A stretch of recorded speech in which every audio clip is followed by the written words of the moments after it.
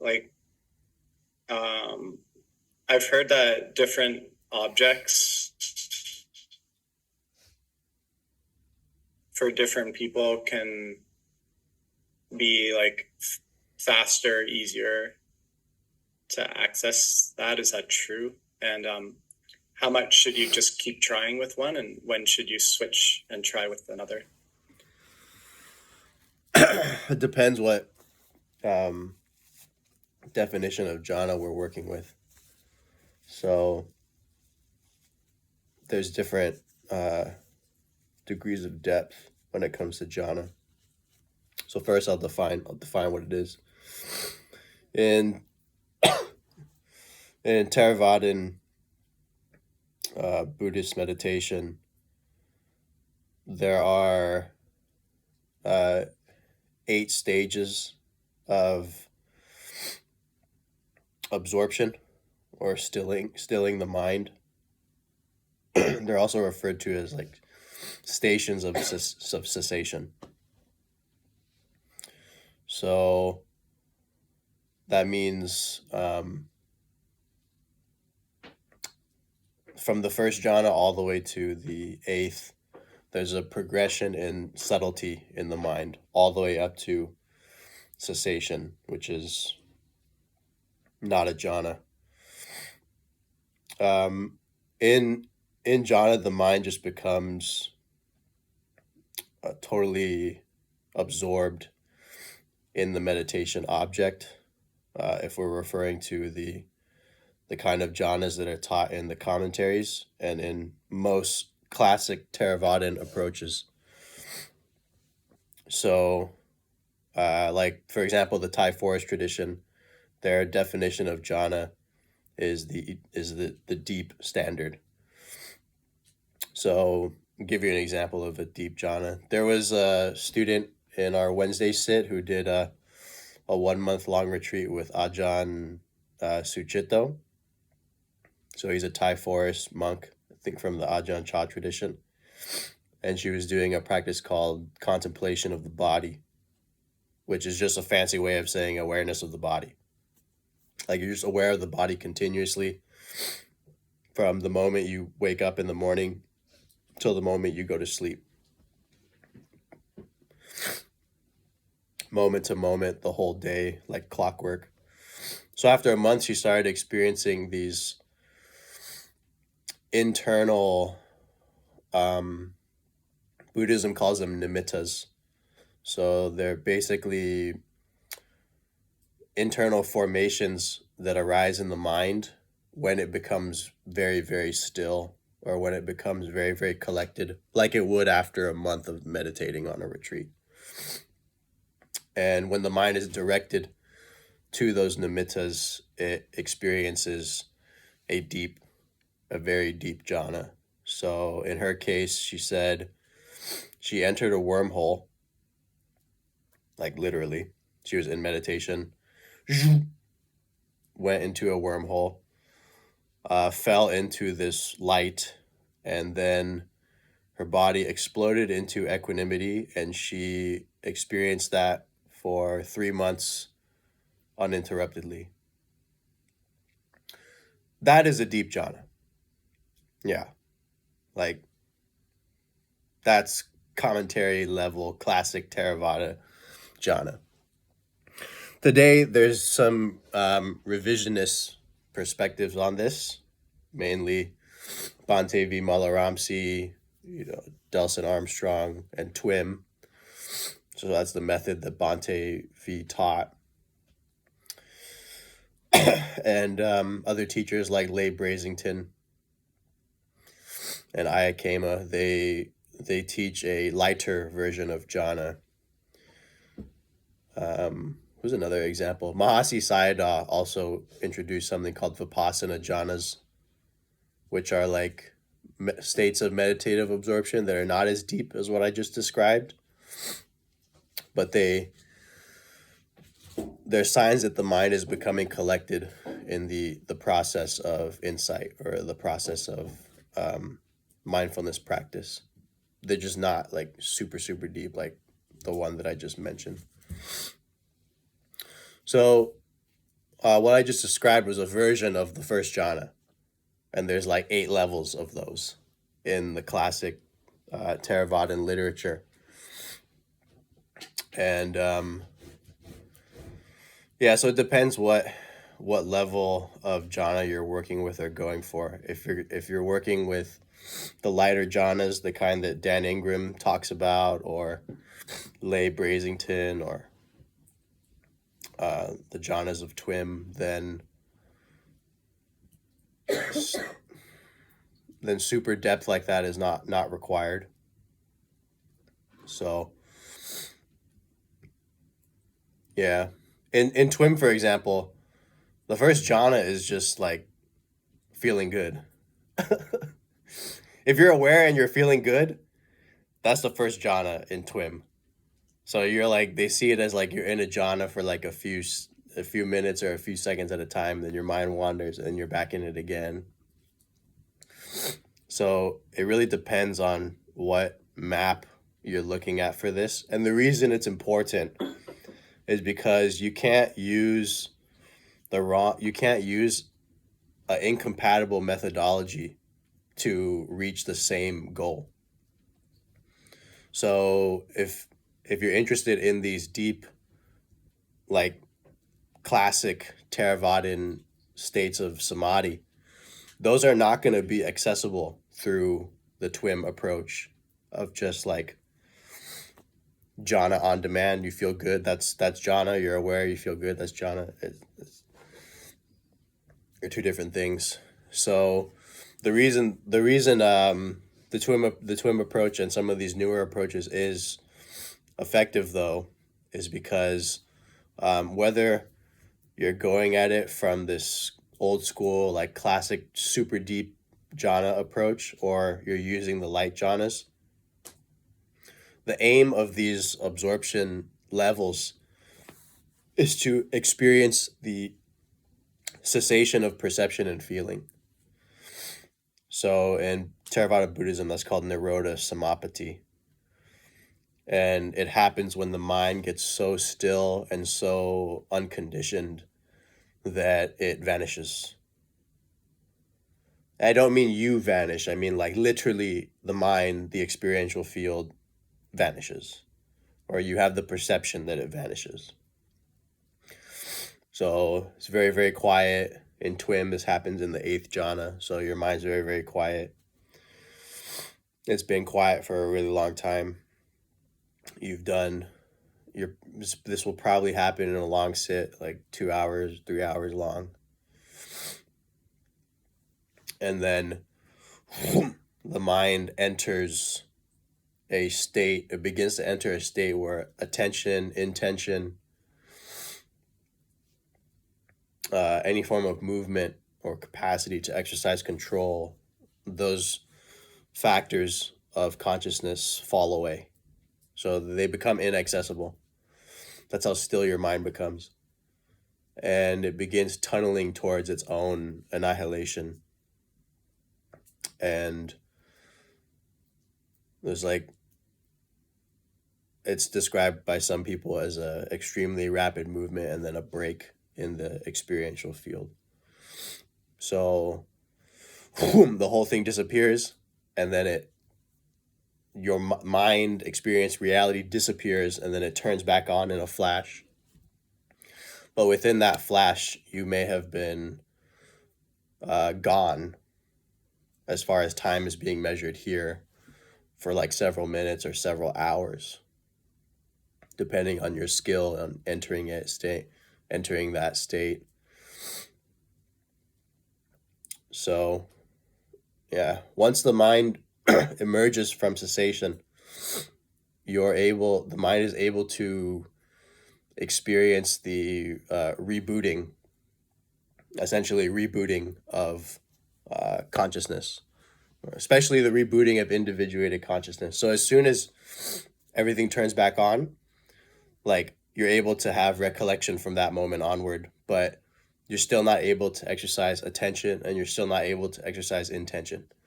It's a very pure state because you can't corrupt the experience. You can't corrupt what is happening in those a few seconds or a couple minutes after cessation, because there's no intention as a function in consciousness hasn't arisen yet.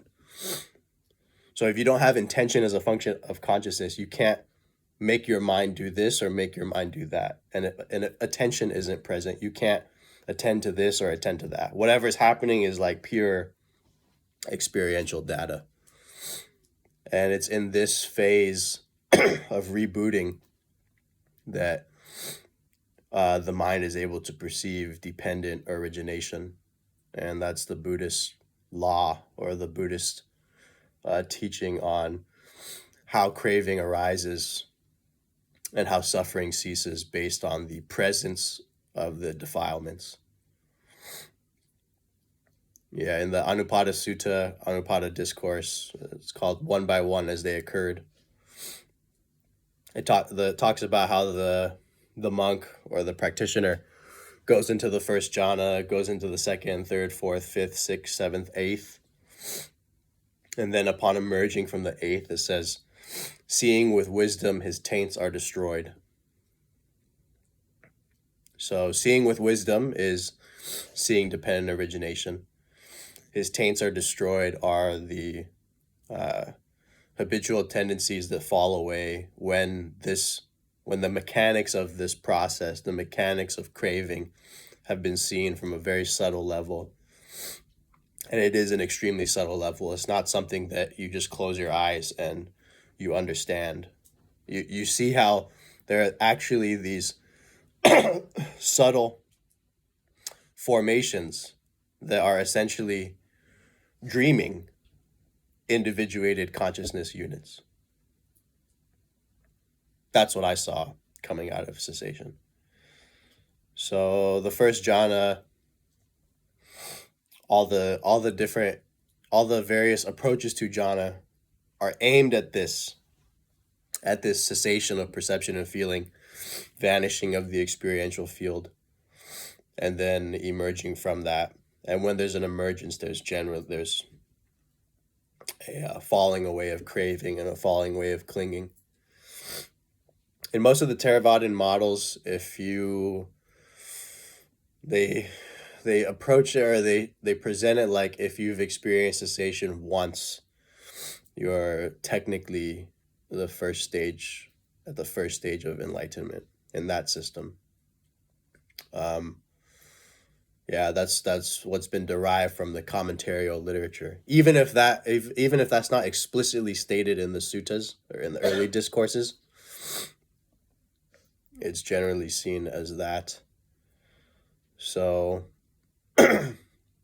anything after the first stage is kind of murky. Like, everyone has different views and takes on what's a second, third, or fourth stage, or what the markers are for them, besides the 10 fetter model of like specific mental hindrances or specific psychological tendencies falling away. So when you become a stream enter in the Theravadan system, you lose attachment to rites and rituals. So the idea that rites and rituals will produce enlightenment, they will lead to the end of craving, they'll lead to nirvana, that has now been destroyed. The belief and conviction in a personal self, that has been destroyed.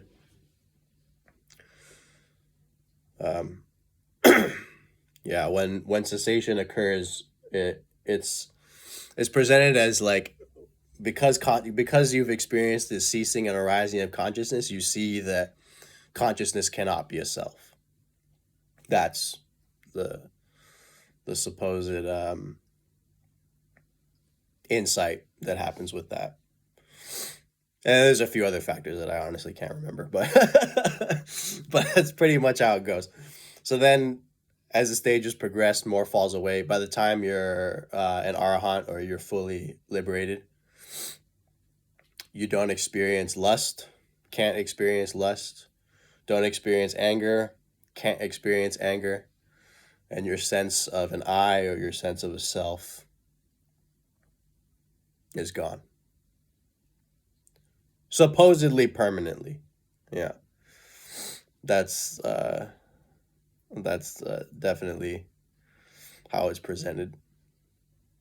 But back to the question with Jhana, like now that you know where this leads to, it all in the classic Theravadan systems and in the modern ones, they're aimed at cessation. Um, for me, like because I come from the classic model, right? I come from a commentarial tradition. So that means I did all my training in Southeast Asia in the older styles of Theravadan practice, not in the modern ones. So not Daniel Ingram, not any of the stuff that like people are doing today. I come from an older tradition. So in this older tradition, they adhere to the commentarial standard. So jhana being something that is very deep, not something that just arises on the first day of a meditation retreat, but something that usually will take 10 or 2 weeks of silence to begin to open up and experience. But what I found interesting was like I heard about TWIM and all these new approaches, and because the standard in the commentarial tradition was so deep, I never fulfilled those standards. You know, I never got into the first jhana of the commentarial tradition. I think I did once, but it was like a fluke. You know, I just got lucky. But it never happened again. And the person whose story I shared about who's from the Wednesday sit, she experienced the same thing. She got it one time, and that was it. Never happened again. So, um, coming from the commentarial tradition, I was very skeptical of all of these new Theravadan approaches to jhana. I thought it was like you guys are watering down the teachings, blah blah blah. You know, the kind of arguments you hear from traditionalists. And but I was open minded. I was like, yeah, I'll give it a shot. Let's see if what these people are talking about is possible. Like, is it possible to reach the same goal of cessation without having to go through the classic 8 jhanas that are super deep and require a lot of time on retreat? So yeah, so I gave it a shot, and then I found, yeah, it's true. It is not necessary to go through the classic approach to the jhanas to attain or enter cessation. Yeah. But the difference too is that when you do the classic approach, um, it tends to be the case that your time and depth in cessation is significantly longer. So like I had Tina Rasmussen was a mentor of mine, and she did like the Pa Sayadaw classic deep jhanas. She did it on a 2 month retreat after a year-long retreat. So she did a meditation retreat for a year in her apartment, and then she went to Burma and she became a nun. And then for 2 months she did this practice. And when she emerged from the 8th jhana, she experienced cessation. But she said she was out for like 30 minutes, which is a very long time to be in cessation. I think most, like when most people have cessation, it's like a flash. It's just like this. Doot, doot. and and for a lot of people, the cessation is I call it micro cessation. There's micro cessation and then there's macro cessation. So micro cessation is when it's like a fraction of a flash. It's like barely noticeable. It's like, was that it? Like it just goes offline for a split second of a split second. But you notice there's a big like um, release in the mind afterwards. The macro cessation is when the territory leading up to the cessation and the territory emerging out of the cessation is so notice. I mean, you can't not notice it. You freaking go through a wormhole. You fall through the floor. You can't tell if your feet are different, like your feet and your legs become the same thing. You know what I'm saying? Like just weird shit happens in this like phase leading up to the macro cessations. You have this like the consciousness starts to do these weird contortions that it would never do in any other state, and then bang, the whole thing goes offline. Then it turns back on, and you still can't exercise any intentions or shift attention, and then gradually the whole system turns on. That does not happen in the micro cessations. So the Dan Ingram cessations, what I described, doesn't happen in those.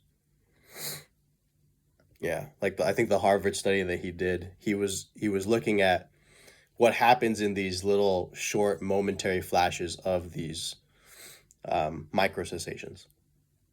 And yeah, something's happening, like for sure. I'm not denying that. But when you have these longer cessations that are a couple minutes or a few minutes, the entry into that and the emergence from it is, it's like someone gave you DMT and it's lasting 10 seconds. Super noticeable. Yeah. Yeah, so it just depends what you want to do. If you want to do the deep jhanas, then you're probably going to need to go and retreat. But if you just want to enter these, lighter jhanas and then see what cessation is all about, then it doesn't really doesn't really matter what method you're doing, as long as it is allowing for your presence to deepen and your enlightenment factors to become more mature. That's really the essence. So for example, I've entered cessation in different ways. Like one way is that I start with loving kindness and then progress through the four jhanas like that. So initially the loving kindness will feel very expansive, very yeah, very expansive, very boundless. And initially the happiness and the bliss is very strong. But then by the time it progresses to the fourth jhana, all that's left is equanimity. So then equanimity starts radiating. That becomes something that's too coarse, too unrefined for the mind to do. So it drops that, and then it just stays in not doing anything for extended periods of time until cessation occurs. That's one way. Another way is I just don't do shit. I just sit there. Don't try anything. Literally. Don't try anything for hours. That's another way. So that's just like direct hanging out in the eighth jhana territory until the mind gets quiet enough to enter cessation. And then another way, the third way that I entered it was through the skeleton meditation. So the skeleton meditation is part of a corpus of practices that has to do with contemplation of death or contemplation of a rotting corpse. So it was for monks and nuns that had a lot of sexual desire. So the Buddha's remedy for them was to go watch a corpse decay. And so the meditation is in 10 stages that simulate the decay of a corpse. So this helps you like release the sexual desire or the sensual craving. And once the sensual craving has been released, your mind becomes very quiet. And then it progresses through the jhanas and into cessation. So how I did it was I just visualized my body as a skeleton. And you act as if you're a skeleton. Skeletons don't make plans. Skeletons don't have dreams. Skeletons don't have wants. Skeletons aren't trying to figure out where they're going to go in time. If you were really just a skeleton chilling on the funeral pyre, what would that be like? Would you feel passion or dispassion as a skeleton? Likely dispassion. So, would you feel release or would you be holding on? Probably holding on because you're dead. I mean, probably letting go because you're dead. Sorry. I just got a memory of all the hungry ghosts that I meet that are holding on.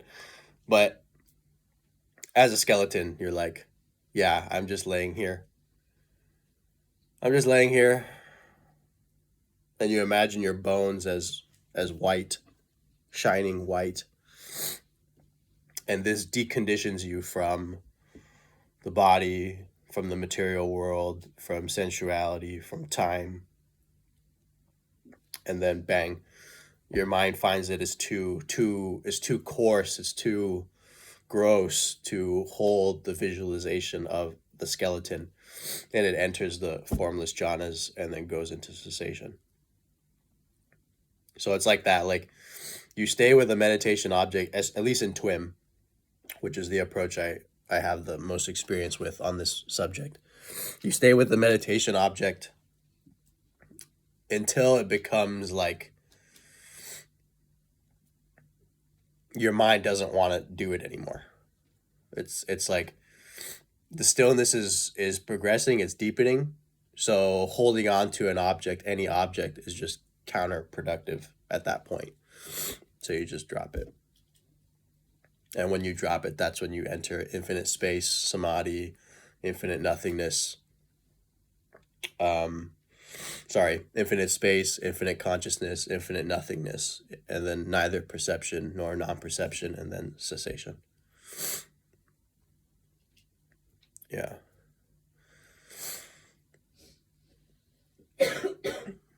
Anyone can think of the, next question if they like, but I'll explain the formless realms I just described first. So infinite space is like each of the jhanas in my map of them are like layers of an onion. So they're like spectrums, right? So if you're doing TWIM, or you're doing these lighter jhana approaches, you're accessing the spectrum of the first jhana, the first level of deepening in meditation. But that spectrum has degrees of depth. So like the light jhana is you've like stepped in the door of the first jhana. But like the deep jhana is you've walked all the way down the highway, or you've walked all the way down the hallway of that particular spectrum. Likewise with all the other absorptions. So in the first jhana, there's 5 factors that are present. It's applied attention, sustained attention, so like your mind being on it, on the meditation object. Rapture, bliss. So rapture is happiness, bliss, equanimity. Those 5 factors, their depth ranges depending on how far you're going down that hallway. If you're experiencing the super deep jhana at the end of the hallway, then the factors are completely matured. I mean, like 3 months of equanimity kind of stuff. Very, very matured. But if you're just like right in the door, then the equanimity is just when you're aware in that state in meditation. And maybe when you're, of course, when you're walking around on a retreat. So in the second absorption, the factor of applied attention falls away. Either applied or sustained fall away. Yeah, I'd have to go back and check, but third absorption, there's just bliss, equanimity, and one-pointedness. And then in the fourth, all the factors fall away except equanimity and one-pointedness. And to give you a description of what, like, experientially the state is like, it depends on the nimitta, or the internal, like, thing that has arisen, mental formation. Most people experience it as a disk of light. So their mind gets very bright, and then it crystallizes down to this disk, and their disk comes to their head, or wherever the meditation object is. So let's say you're meditating on your breath, this like samadhi sphere, that's how you could say it. The samadhi sphere is now here. It's like blasting light in your face, and it's consistent for many, many hours, many, many days. And when your mind gets still enough, it just goes straight into it, and it enters this dimension of light. And when it enters that dimension, boom, you're automatically in the end of the hallway of the first jhana. Yeah, you're like, that's it. No intention is possible once you're in there. You don't have a body anymore. You can't think. So it's a very deep state at that level. So likewise, when you go into the formless jhanas, so for example, Nisargadatta talks about the Satguru. So he, I think in Consciousness in the Absolute, he describes it in detail. He claims that the individuated consciousness of his mind body, he calls that the I am. He says the I am is actually being dreamed by a preceding consciousness. And that preceding consciousness is, he calls it the Satguru. He says it is the deep blue space. And when its shade is moved, it sees sees all the galaxies. Yeah, it sees all the galaxies in the universe. And that state is the ultimate peace. So that he describes as his real true self. And then the I am presence of his incarnation is the false self. So often you'll hear him say like a lot of statements about disidentification, because he's not identified with the body or the world at all. He's identified with this cosmic consciousness. So that cosmic Satguru is, in my opinion, it is within the spectrum of realm of infinite space, because the experiential characteristics describe space. So yeah, a lot of the like super states that different masters and teachers describe easily fit within this like 8 levels of meditation, 8 jhanas that the Buddha talked about. Yeah, so infinite space is followed by infinite consciousness. So that's the experience of, or that's the level of consciousness where consciousness is unbounded, or where it's possible to actually experience multiple consciousness units simultaneously. So this is often described in like DMT and stuff like that. You experience deity consciousness, essentially. So that's realm of infinite consciousness. Above that is realm of infinite nothingness. So you notice that from like the normal human physical level of the waking state, you go through these phases of unconditioned, the mind becoming more unconditioned. Yeah, until it actually experiences the unconditioned, its own unconditioned nature. Yeah, so you got realm of infinite nothingness. That's when the mind appears as just vast black, vast emptiness. The void is often what it's called. And then past the void is neither perception nor non-perception. So in neither perception nor non-perception, the mind is on the edge of cessation. And here, the reason it's called neither perception nor non-perception, it's like you're like, what does that even mean? You know, what is neither perception nor non-perception is? So perception means the capacity to recognize what is being seen or what is being experienced. So the mind still has that recognition capacity, it's still able to perceive what's happening. So this state is not that. Like, that's not there. The capacity to know what you're looking at is no longer there. And then non perception. So like neither that nor the total absence of it, which would be cessation. So it's right there on the edge. Like perception as capacity and consciousness is gone, but consciousness is still there. And then bang, it enters the unconditioned, enters cessation, and everything goes offline. Yeah. I've got a theory on this though that it's not actually that the mind disappears or that mind reality disappears. It's that what happens is that when the mind enters cessation, it experiences something so alien, so outside conventional reality that you can't remember it after the fact.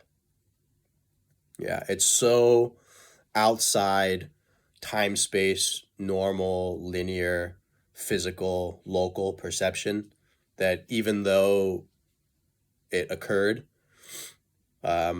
when the experiential field turns back on, like of the individuated consciousness, and you recall what happened, you're not able to recall anything. You just it just gets registered as a absence of experience.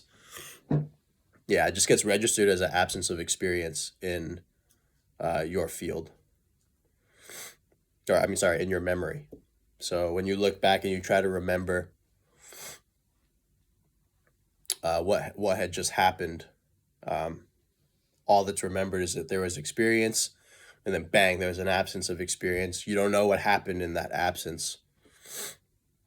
Then everything turns back on. So what I found is that there actually is something that happens in that experience or in that cessation. It's just that the first time I underwent it, I wasn't able to catch or recall what happened. Yeah, it's too subtle. Yeah. So a lot of people will disagree with me on that. They'll say, no, consciousness actually disappears at the moment of cessation. Yeah, I disagree. I don't think it disappears. It just forgets what happens in that moment. It's too refined, too unusual, too strange to remember.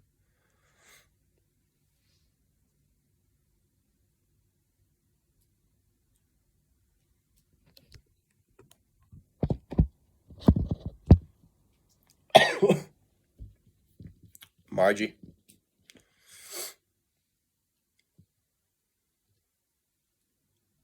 Hi. Hi.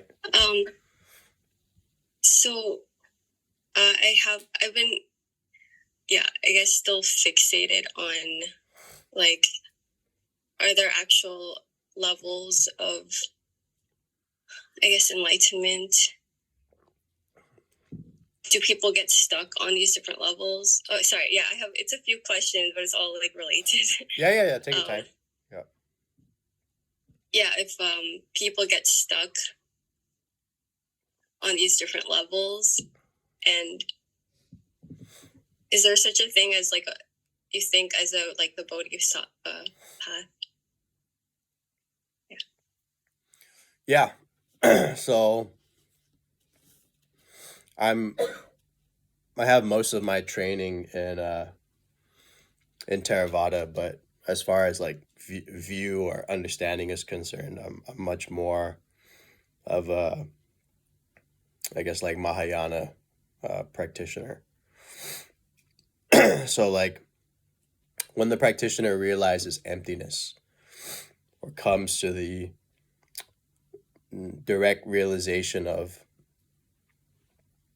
the emptiness of phenomena, like all of this being immediate yet empty, all of this just being various modes of reality. These like fixation with stages and different states ends.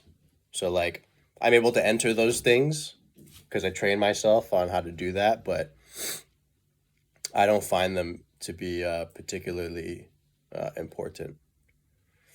Yeah, because they are just conditioned states. You enter them, you come out of them. Yeah, they're not like you never enter and exit reality. You may enter another reality, but you never exit reality in general. You never exit reality, period. Right? Even when you fall asleep, you don't exit reality. You just lose consciousness and you don't remember the reality called dreamless sleep or the reality of the dreamscape. But they're fundamentally reality is the case. So as far as like stages of enlightenment are concerned, the reason I have expressed skepticism about the stages is because the stages come from the Buddha, at least in this context, right? We're talking about Theravada Buddhism. The stages were mapped out by him, and he hasn't been around for 2,500 years to confirm anyone's level of awakening since his death. So pretty much how it works in the modern traditions is if you experience cessation, because that's what's in the Theravada map, and you exhibit that these 5 factors, the first 5 fetters have fallen away, then you're a stream enter. I don't buy it. It's very much like, okay, it looks like you're experiencing this, and what you're experiencing sounds a lot like this. So therefore, you're enlightened. Yeah, so I don't buy it. Having gone through those stages, being able to enter cessation, seeing dependent origination, accessing past life knowledge, I'm telling you, I don't buy it. I'm telling you, I don't believe these modern path confirmations are legitimate at all, wherever they come from. Period. Yeah. So, if a fully enlightened being appears and is able to correct me on this, I'm happy to listen to that person. So, yeah, if someone shows up and is like, they understand the Bodhisattva stages and the 4-path model and the 10 fetter model, and they actually meet that criteria of like for real being beyond anger and lust, I will listen to that person. I have not met a person like that. So if they exist, I haven't met them. I've never met a person that's beyond anger. Yeah, beyond irritation, like completely beyond it, you know. I've met people that are beyond lust, so they're very high level, but I've never met someone that's actually beyond anger. Do people get stuck on the stages? Yeah. Yeah. So if the final stage is the permanent destruction of lust and anger, that means that any stage leading up to that would be a stage technically that you're stuck on. So, but like I said, these schemas, because the Buddha is not around anymore, I have difficulty really adhering to them. Yeah, as far as like modern teachers and modern traditions saying like this is stream entry, this is 2nd stage, this is 3rd stage, this is 4th stage, because everyone has their views and takes on that, even within the Theravada tradition. So I have stopped having refuge in any of that at this point. Yeah, because I kind of went through, because I guess I thought like once you have an awakening, like that was it, like everything would be perfect. That was like my thinking. So then after that didn't happen, I cried, and then I got obsessed with this like comparing, contrasting like different teachers, and I see that. Or sorry, I wasn't sure at the beginning if you said they're different. They are different states, because it feels like that, but it's like some people, like, there's an energy behind them.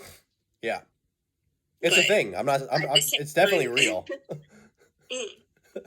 At the same time, though, it feels like there's something off about it, because it feels still that there's this like subtle or like slight trying to contain reality or like define reality as that, when I don't think it can be defined. Like it's undefined. Like you cannot put any border around reality, I don't think. Yep, I agree. And then I guess it's also like I'm seeing maybe also there's like the level of like realization, although you can't say this for sure, but like it feels like this. There's like a level of realization the person had, but then like on the individual level, like their energy also still feels really distorted. So also around the same time that I'm having this obsession, like life is presenting kind of like two paths to me.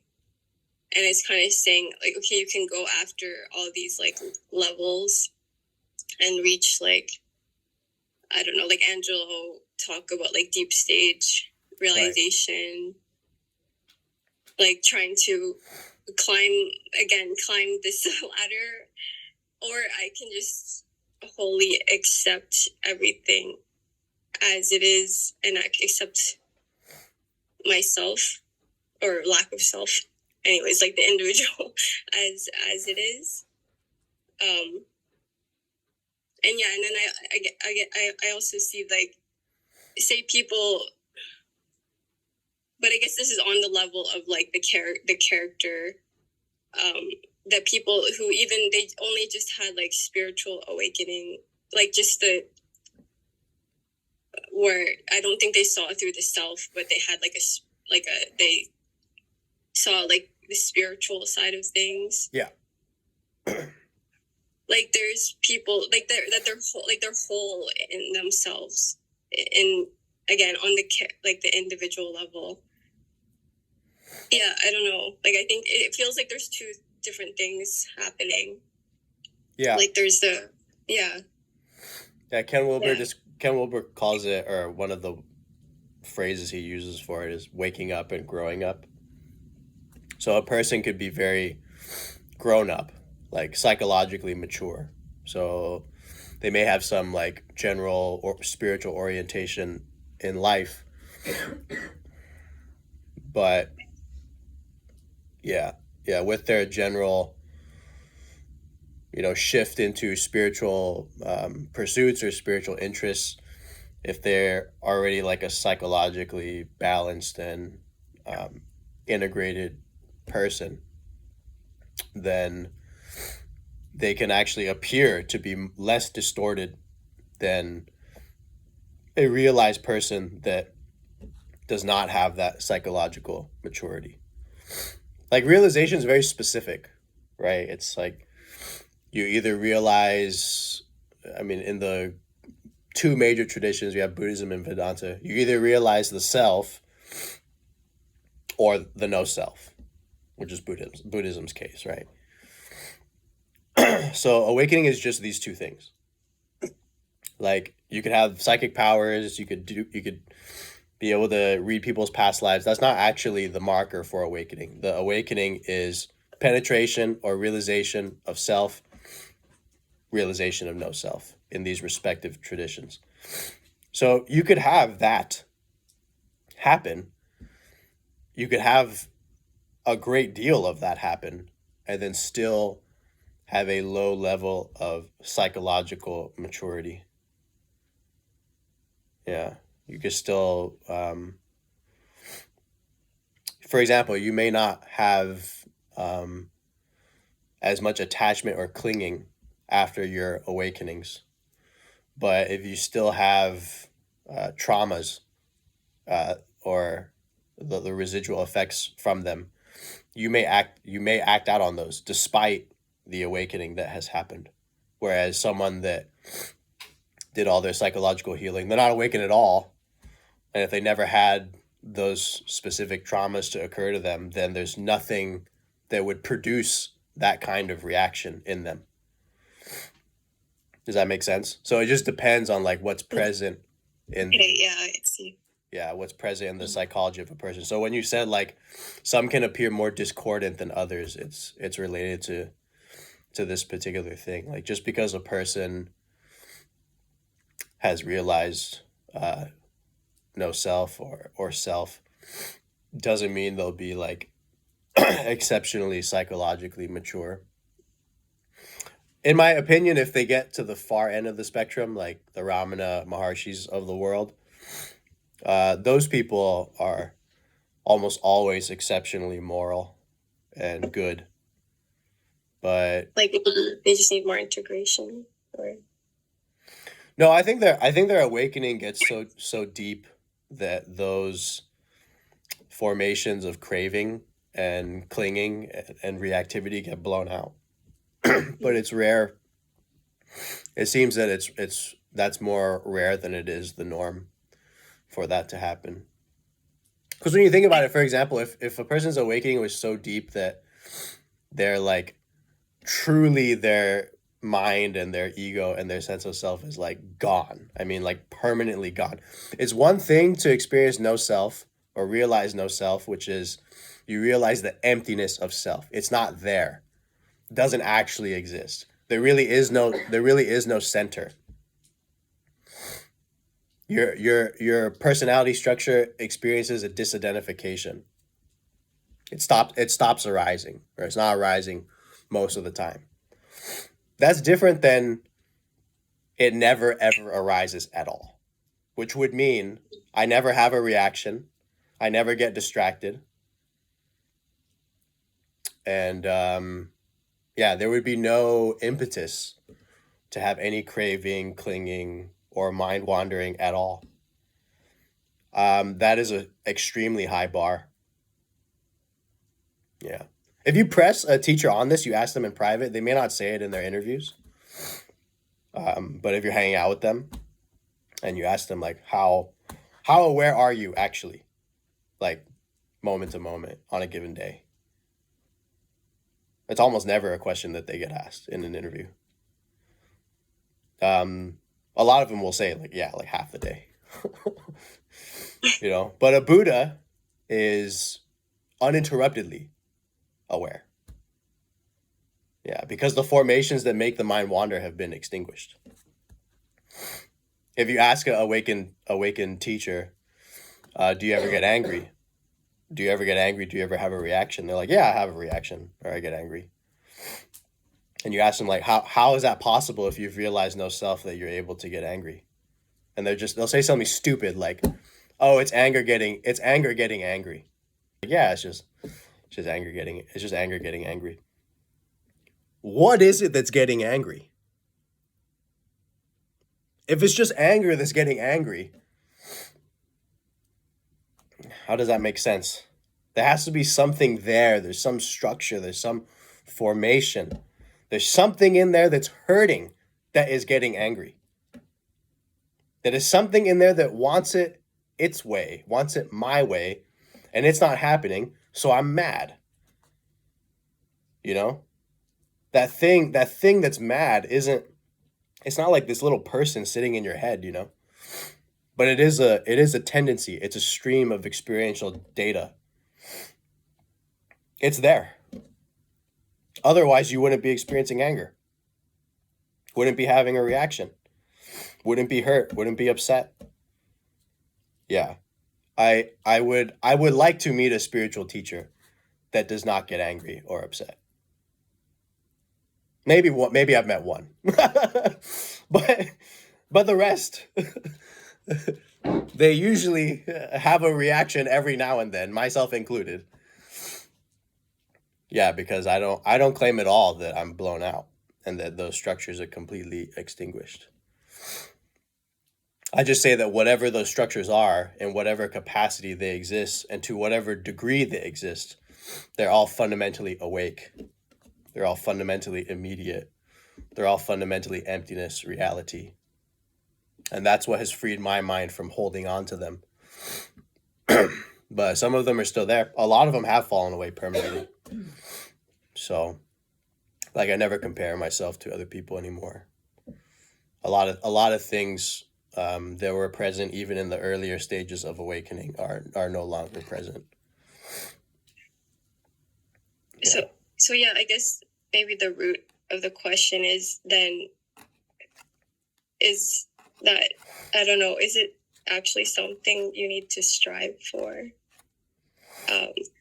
Because yeah, I guess with what is being presented to me, I think the message was like, if you just, I guess, focus on life, like living life, then yeah, I don't know. It's like maybe it'll also be more like engulfed, because it's in life. Like, you, if that makes sense, like, instead of trying to do a thing, like, just live. Well, yeah, I don't know if I'm like oversimplifying it. It's like this. You mentioned that there's like these stages, or like this goal and stages to work through, and then there's like just accepting your life as it is and coming to peace with things like that. You know, these are not at all mutually exclusive things. They're just mutually exclusive in your mind. Like, it's your mind, it's your thoughts that are making the stages to be this thing that you have to like attain or go through the rungs, you know. But what you'll find is that when you just release and you allow things to really be their full expression, and you make practice enlightenment, like, you find that experience is enlightenment, and that becomes, you know, your primary orientation. What happens is that, like, that letting go and that total acceptance that you've mentioned, you find that these are actually the same thing. Like, they're not two things. It's really only by letting go and accepting that you're actually able to move through the stages. Yeah, at least in authentic and genuine permanent shifts, it's not possible to approach them like with this, like, yeah, I'm gonna like go get that stage, or I'm gonna go work on that particular fetter until it falls away. Like, how long can you work at lust until it falls away? Right? Like, how long you be working on that for? I want to attain the end of lust. It doesn't. It happens through just the letting go of the mind itself, letting go of craving itself, and that comes through acceptance, and that comes through the integration of, I don't even like the word integration of practice into daily life, like, because that implies that like practice is over here and it's integrated into life, which is over here, and that's not what is happening. Like, every single moment is already perfectly immediate.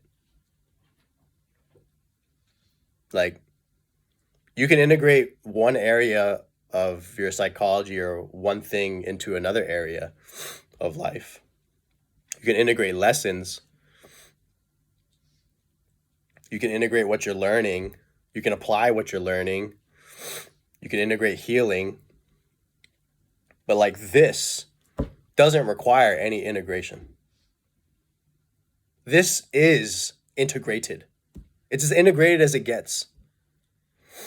Because it doesn't have an opposite. Reality experience does not have an opposite. Like, everything is 1000% what it is all the time, We just don't notice it. It's 1000% full continuously. So yeah, the idea that like you have to make sacrifices in your life to go through these stages,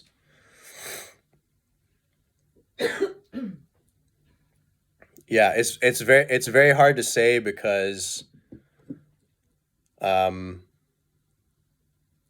I don't know if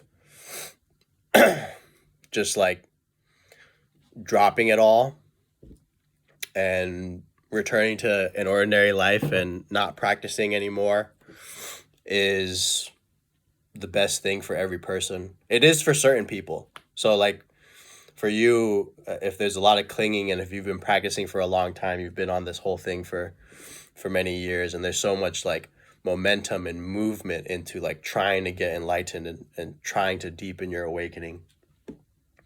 If that's what's happening and you pull the plug out and you just return to an ordinary life and you let go of spirituality, that will probably be the most powerful thing that you can do. But if your practice is not mature and you give up too early, you haven't really like gone through the process yet to the point where the letting go is necessary. The complete letting go is necessary. Yeah, like people who've just been meditating for 3 months, I'm not going to tell them like, hey, just drop it all, man. I wouldn't do that. That'd be irresponsible. Yeah, but if they've been, if they're like, usually it sounds like this. I feel pain from being unawakened. Like, I've been looking for this my whole life, 40 years. And I hate myself because I didn't get enlightened. That's the person I say, drop this shit. Drop it. Just stop. Everything's immediate. Just notice this. Like, there's two approaches to attachments. For our attachments, a lot of times you don't have to do anything about them. You just continue with remaining in what is, noticing what is, deepening the continuity of presence. And that purifies obscurations. And the other is whatever attachments you have, surrender them. So I'm from the later camp, Yeah, I'm from the life handed me a ticket. It was like, okay, you can get on this boat and that's your destiny, but you have to give up your attachments if you want to get on that boat. And I was like, man, that's a lot. But I gave up my attachments and I got on that boat. So, but I'm not like everybody. So you have to know what's right for you. A lot of teachers, they have a normal life and they have attachments and there's things that they hold on to,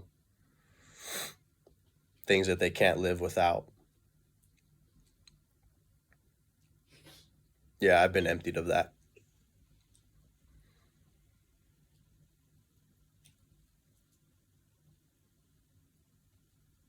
Thank you. Yeah, it really cleared it. Yeah, I guess because my whole journey is kind of, well, maybe that is just the first part of the spiritual journey. You're like running away, like running to something over there. But now it's kind of like I want to go, like fully go in, like into life, and it's not like I stopped practicing, but it's like being like fully embodied in like what I'm doing, and it's like the most enjoyable thing, really. And I don't need to like even just like the best thing is like washing dishes or like just doing like the simplest things. Yeah, thank you. Yeah, it's like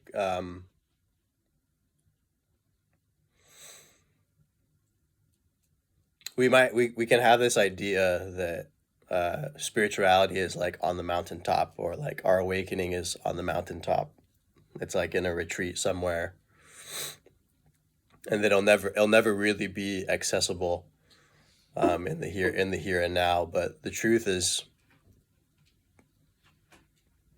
when you've actually gone to the mountaintop and you've spent the time in those caves and you've done those retreats, you see that they were always just reality.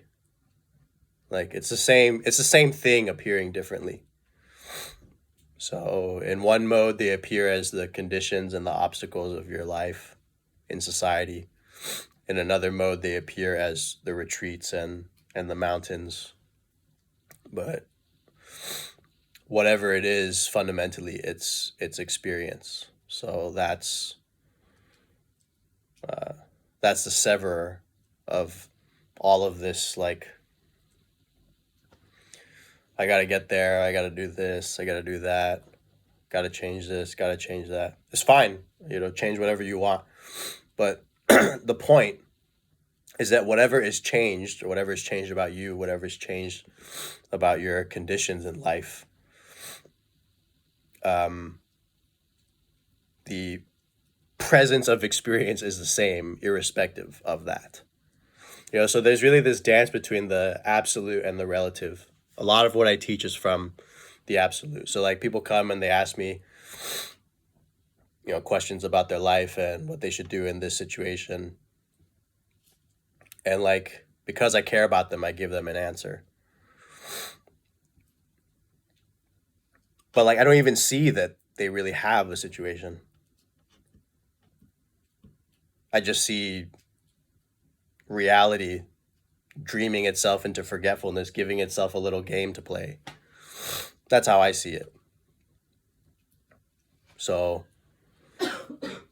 yeah, with the absolute and the relative, it's like you have this fundamental realization of emptiness, or this fundamental realization of presence, and then simultaneously you have the unfolding of destiny. So, like, destiny does exist. It is a thing. You are being guided. That is a fundamental, experiential, discoverable truth. And I talk about that. So you have your destiny in time. You have things that are meant to occur in your incarnation. Things that are supposed to be done, things that are supposed to come to pass, things that you need to learn, particular lessons. That's the whole relative. There's a reason that everyone's like, what the hell is my purpose? Like, what am I supposed to do? What was I put here for? What's really gonna bring fulfillment in this life? How do I have to go about things so I don't die with regret? Those questions, those concerns are there for a reason. Because there actually is a map. There actually is a destiny. And I define destiny as just what was decided to occur before this incarnation. So, and it takes a form of, I guess you would call it insight, to see into that, to actually see destiny. So, fundamentally though, whether the destiny leads you here or whether it leads you there, whether you take this vocation or that vocation, whether you live on this island or whether you live in the city, whether you're a monk, a nun, or just a ordinary person, homeless guy on the street, whatever it is, the immediacy and the presence of experience is the same. Awakening is the case. Reality is awake. That is the truth. That is the absolute. So within this absolute, there's still pathways in time. And that's destiny, purpose, all of this that we've got to figure out. So part of the game, part of the destiny is not knowing that there is one. Like, that's the first part of it. The first part of it is like total ignorance. You have no idea what you're going to do or what you want. You kind of try some things. You figure it out. It doesn't work out. So you have to reassess. Eventually, at some point, it may appear this conviction, an inescapable sense of what it is that you're supposed to do. And then you go and do that. So for years you were searching, trying this, trying that, trying to figure that out, trying to go here, trying to go there. And then one day it just clicks. You're like, oh, actually, I never should have been a lawyer at all. I should have just started a retreat center in Peru. Yeah, I never should have. I never should have tried to start a business. Really? I should have just went to Korea and taught English. I think I would have been a lot happier doing that. You know, so that's part of the lessons of your incarnation. What's the lesson there? You know, the lesson is you knew what you wanted, and you actually really wanted that, and you let other people convince you to do something else. So the incarnational lesson you walk away with is you have to be authentic to what it is that you really want. If you don't live out what it is that you really want, no matter what you do or no matter what you have, you'll feel like it's not enough. You'll feel like it's meaningless. You'll be depressed. So that's what it is. Yeah. Yeah, if part of the game is to, you know, live out this destiny, when you enter the earth learning system or you enter the incarnation, you pass through this veil of forgetting. So you have to essentially compress your non-local celestial perception and consciousness. It has to get compressed down, shut down, in order to generate a human consciousness here at the beginning of the incarnation. That's why you forget. You forget because if you remembered, the game wouldn't work out. You wouldn't be able to develop the necessary qualities to actually live out to actually materialize the destiny. Yeah, because so much changes and so much develops and grows. So many lessons are learned in that period of being lost, in that period of figuring it out and trying different things. And if you just knew straight from the outset when you're like 5 years old that you're meant to do this, if you didn't have to go through that period of finding it, you'll feel like it was forced on you. And then you'll resist it. Yeah, reality is very intelligent. Like, things are set up, they're orchestrated pretty brilliantly. Yeah, if you actually had past life recall from a very early age, and you saw too early that everything that you're trying to do, everything that you've wanted, everything that you've held to, everything that you've done that like 10,000 times. If you see that too early, they could be bad. Could be traumatizing. Could send you off a cliff. So things are set up accordingly. Yeah. Thank you. Just to say one last thing.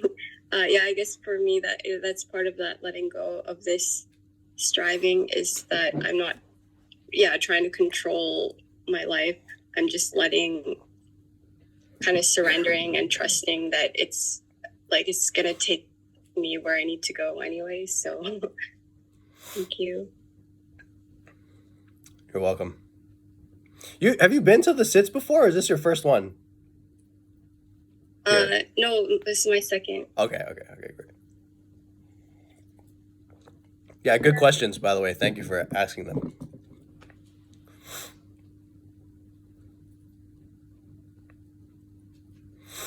All right, everyone, so let's do one more, and then we'll stop it because I'm actually coughing, and I'm like holding it down. I just want to sleep. So.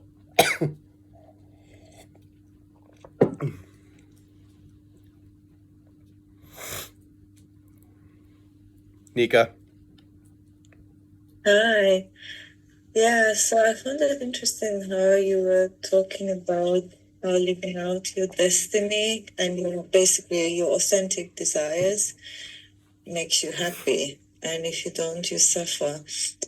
So I'm just interested how this is connected, if there's any connection, to the end of craving and desiring. Right.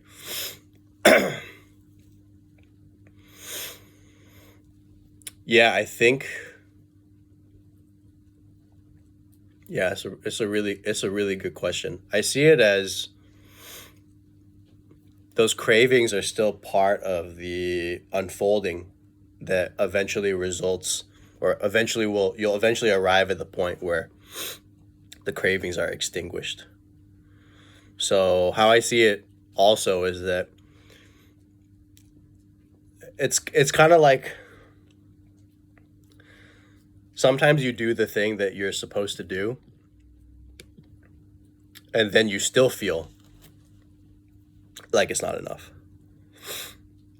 You fulfill the desire, you fulfill the actual, really what's in the heart, and dispassion still begins to set in. So generally they're considered mutually exclusive. Like there is no connection between them. That's why the classic Theravadan model is to just renounce everything, right? You just make the end of craving your goal. So, but that's because they're approaching life from that particular angle. Like the only thing that matters is the end of craving. Whereas someone who's not adhering to that particular model may still be attempting to manifest events or bring about particular conditions in time. Yeah, that are coming from within them. They get a vision to like start a business, or they get a vision to start a spiritual community or write a book or something, and it helps a bunch of people. So that's the relative aspect of the process, like events in time. But the absolute has to do with the cessation of craving and clinging. So you can do this and not be oriented towards that kind of awakening at all. That's what most people do. Most people are just like, yeah, I got this vision. I'm going to manifest it. It's going to help a lot of people. I'd love to do that. That's fine. That's like this track. But this track with like ending craving and clinging, like, I mean, most spiritual people don't even believe it's possible. Don't even see it as like, neither is it possible, but it's a delusion to even pursue it, right? But I don't think the Buddha was wrong on that one. I think he was being authentic when he said that the permanent end of suffering and craving was possible. Yeah, but they really are. They're like two tracks within the same reality. They're two tracks within the same life, but they obviously have different destinations. Like when you go this path of manifesting the good and bringing about those things within your heart that can help other people, like that's not something that ever has a conclusion, especially if you're a bodhisattva, right? That's always going to continue. But this particular thing of like is it really possible to permanently end anger or end craving and end clinging? You know, it's really in you as a practitioner where like these two things can get blended. Like in my case, that's what's happening. But in a lot of practitioners' lives, these things are regarded as separate. Yeah, because the energy that fuels them is craving, right? Like, how can you materialize the destiny without want? How can you do it without desire? So it may be the case that you're permitted to have desire for a time, enough to fulfill the destiny, and then it falls away. Or it may be the case that it falls away, and because it's fallen away, then the destiny actualizes itself, a form of destiny that is free from that particular condition. So like in the Buddhist case, right, he wiped that out, but then he went on to teach like hundreds of thousands of people, and he still fulfilled a destiny in time. That's clear. So he had the end of craving at 40 or 45, and for the rest of his life he taught every day. He urged his students to spread the Dhamma in different directions, to spread the teachings in different directions all over the Indian subcontinent, and then later to different parts of the world. So there was still a vision. He was very clear that he needed his initial 80 arahants, and that from there the Buddha's dispensation or his cycle of teaching would be able to come to its fruition. So these two things they're not incompatible. It just depends on what those two things are, you know, like they're not necessarily incompatible. In the Buddhist case, they weren't. They were compatible. But in other cases, they may not be compatible. Like you have one desire, which is you really want to, I met a student that was going through this. He had the desire to really like build a company and basically like retire his parents and everything. And he also had this like spiritual nature that just wanted to like let go of all of that and not be concerned about it. So he was in this tug and pull for many, many years. Even though building the company, he was like still couldn't escape this spirituality thing or this awakening. And in the end, he sold the company and just basically lives like a monk now. So what tends to be the case is like the deeper aspects of the destiny are related to the awakening and they're unavoidable. So that's a thing to consider too. Yeah. Like the core of the destiny is the awakening. In the Buddhist case, the core of the destiny was the destruction of craving. And that's what allowed him to further manifest or further bring about that destiny and really give the teachings to the world. I mean, we wouldn't be having this conversation right now if it wasn't for the Buddha. So, yeah, I mean, I owe all my training, everything, I owe it to the Buddha.